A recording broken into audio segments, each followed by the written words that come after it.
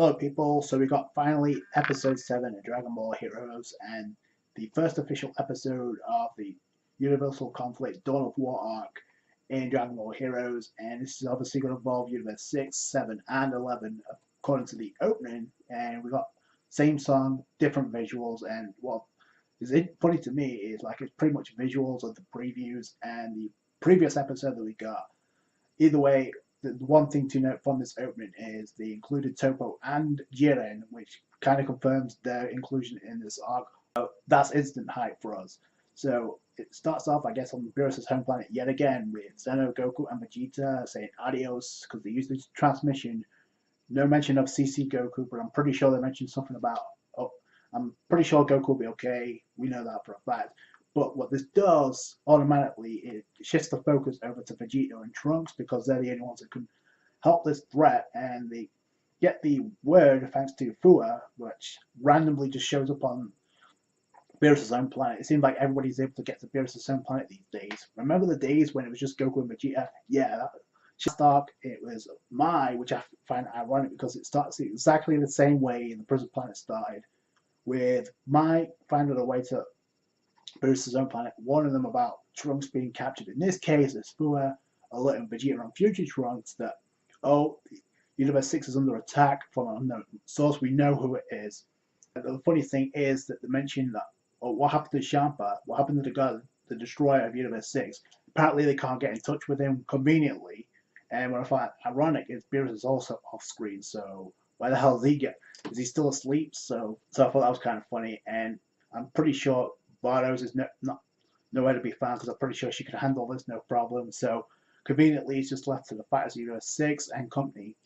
I said the focus of Goku is pretty much on Vegeta and Trunks, and by default the other universes as well, which is kind of like the arc we wanted, only it's not the length of the episodes that we want, really.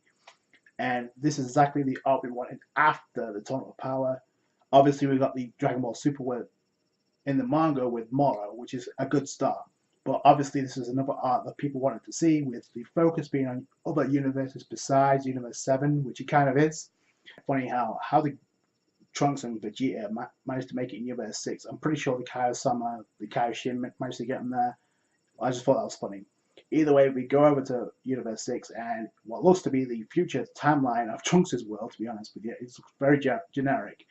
Either way, we get to see the twins, the Tuffle. The boy is pretty much Oren, I believe, and the girl, the Tuffle girl, is pretty much Marken. So they're the Tuffle twins. They're causing trouble for Hit, Kaba, and apparently Kelly Caulifla, which are in the same place. So that's kind of random. Although I like how it shifts right into it. I feel the sense of urgency because Hit's having a hard time, Kaba's having a hard time, Kelly Caulifla are having a hard time. I like this episode and I like this arc because it focuses heavily on other fighters from Universe 6. Kelly Caulifla, Kaba, and Hit getting somewhat of the spotlights. Poor Kaba, man, he just can't catch a break. Hit seems to take somewhat damage, but he's still playing. First off, we see, I believe it's Oren squaring off with Kelly Caulifla. Then Kale gets sent down to the ground. Again, Kale's no joke. We know what she can do. We know what Caulifla can do.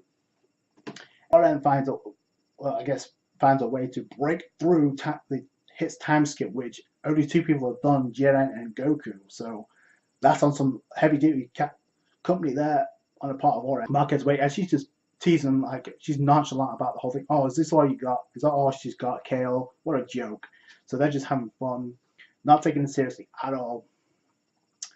And then Kale comes back up, uses a barrage of energy blasts from the opposite sides, and then you see just Marken just casually just blocking and firing energy blasts of her own. So it's a struggle. Like I said, Oren got past Hit's time skip, and then that's a word. They just fix up the damage, and they're good as new, which is a pretty interesting technique. They can heal themselves in mid battle. Like, they have to have all hell without Senzu beads too. So it doesn't look good for Universe 6. In comes Vegeta and Trunks, and they pretty much save the day. They both powered Super Saiyan, and I like this because obviously his father and son teaming up. Like I said, the focus is on Universe 6, and I love the interactions between Kaba and Vegeta again. Obviously, yo, Sensei, how you doing? And then the meeting of future Trunks, the official son, and Kaba, the adopted son of Vegeta, meeting for the first time, so that's kind of cool.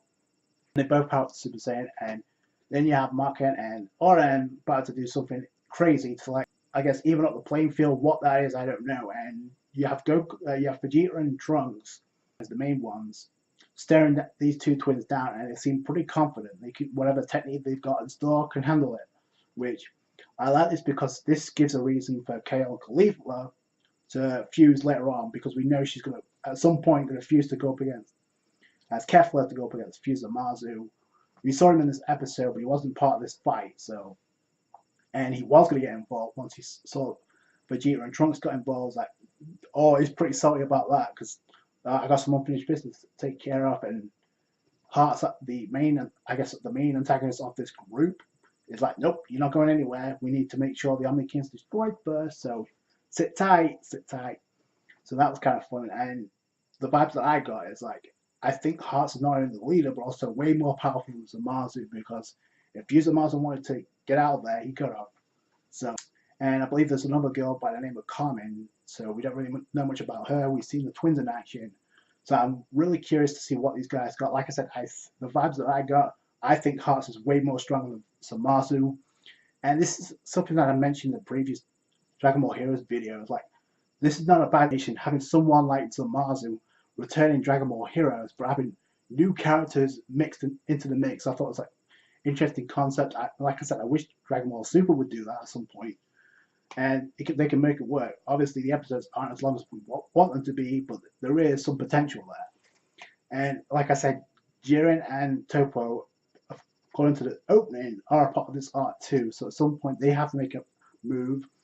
Kumba's in the visual, and like I said, just be a pretty good opportunity to have the long-awaited Jiren versus Kumba fight happen at some point, and maybe the other members of this group are going into Universe 11, and maybe that's how they're going to get involved as well. Goku's still MIA, so who knows what he's doing. So it's pretty much shifted to Vegeta, Trunks, and by default, Kale Khalifa, Hit, and Kaba. I just wish we saw more of Hit. The visuals, this could be an interesting team-up of Jiren, Hit, and Goku. That'd be a fucking beast. That would be beast if we saw that, but who knows what's going to happen later in this arc. I believe the next episode is in February, so it's not too long. But for a start off to an arc, I thought this was a much better episode than the first episode of Prison Planet in terms of the threat that we got with the twins, and obviously the inclusion of side characters returning. It was cool to see Rise of Universe 6. Obviously, Kale Khalifa is a big week for Khalifa fans. Obviously, in the English dub, we just finally got the episode where she transforms into a Super Saiyan for the first time. As controversial as it is, it's still a history-making moment with the first female Super Saiyan in the series, and now we've got the return of Kale and Khalifa, as well as the Universe 6 back in the fray, capable of, alongside Hearts, Carmen, and obviously Marken and Oren alongside Fuse and Mars. This could be a formidable group for the rest of the universes. So this is going to be beast. Can't wait to see what happens next. That's it from me. Thanks so much for watching.